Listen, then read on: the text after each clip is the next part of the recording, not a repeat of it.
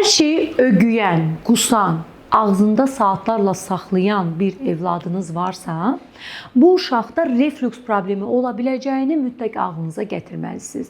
Dəyərli valideyn, əgər uşaq qidanı ağızda saxlayır, çeynəmir, udmur, deməli bunda bir iştahsızlıq problemi var və ya ağza alan hər bir tikə şəklində olan qidanı ögüyür, qusursa, reflüks xəstəliyi ola biləcəyini düşünməli və bunu mütləq həkimə bildirməlisiniz.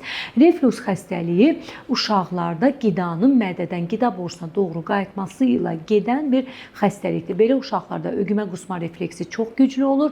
Bu uşaqlar hətta ağlayanda, ürəkdən ağlayanda belə qusa bilirlər və tikə halında olan bütün qidaları ögüyürlər. Eyni zamanda iştahsızlıq olduğuna görə də yeməyi saatlarla ağızda saxlayırlar ki, bu xəstəliyə görə aparılan düzgün müalicə vasitəsilə evladınız bu problemdən tamamilə azad ola bilir.